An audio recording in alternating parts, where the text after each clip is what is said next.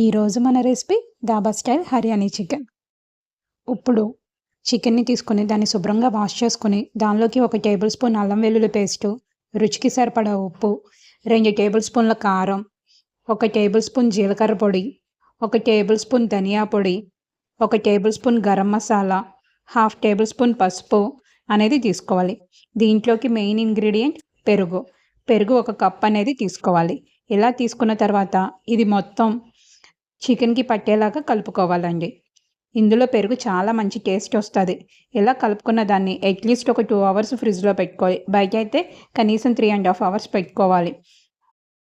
ఇప్పుడు పాన్‌లోకి 3 టేబుల్ స్పూన్ల ఆయిల్ తీసుకొని దానిలోకి 3 లవంగాలు, చిన్న దాల్చిన చెక్క, జాపత్రి, అలాగే నల్ల యాలుక, అలాగే యాలకులు 2 తీసుకోవాలి. ఇలా తీసుకున్న తర్వాత సన్నగా తరిగినటువంటి ఉల్లిపాయలు తీసుకొని అవి మంచి బంగారు రంగు వచ్చే వరకు ఫ్రై చేసుకోవాలి. ఇది చూసారు కదండి, ఇది పేస్ట్కి ముక్కలకి మధ్యలో చేసుకున్నాను. ఇప్పుడు దీనిలోకి 1 టేబుల్ స్పూన్ అల్లం వెల్లుల్లి పేస్ట్ కూడా వేసుకోవాలి. అలాగే కొద్దిగా టమాటా ప్యూరీ అనేది తీసుకోవాలి. ఎక్కువ తీసుకోకూడదండి, చాలా చిన్న టమాటా తీసుకోవాలి. మనకి గ్రేవీ మొత్తం ఈ టమాటా వల్లే వస్తుంది. మనం ఇందులో జీడిపప్పు పేస్ట్ కానీ గసగసాల పేస్ట్ కానీ యూస్ చేయట్లేదు. చూసారు కదా, ఇలా ఉల్లిపాయ మొత్తం ఫ్రై అయిపోయి దానిలో ఉన్నటువంటి ఆయిల్ అంతా బయటికి తేలాలి.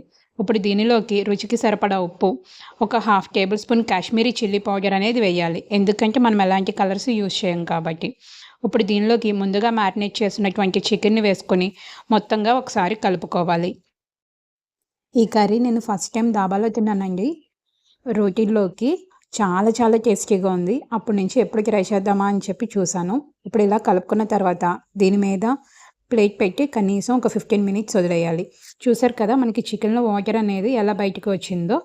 ఇలా బయటకు వచ్చిన తర్వాత మళ్ళీ ఒకసారి కలుపుకొని దీంట్లోకి కనీసం ఒక 1/2 గ్లాస్ వాటర్ అనేది యాడ్ చేసుకోవాలి.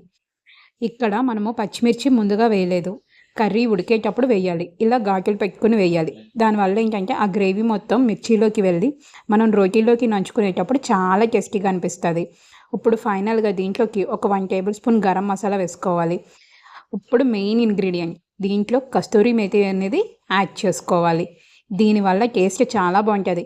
మనం ఏమనుకుంటామంటే వెజ్ కర్రీస్లోనే బాగుంటుంది అనుకుంటాము, కానీ నాన్ వెజ్లో కూడా కస్తూరి మేతి చాలా టేస్ట్ వస్తుందండి. ఈ కర్రీ మొత్తం టేస్ట్ దానివల్లే ఉంటుంది.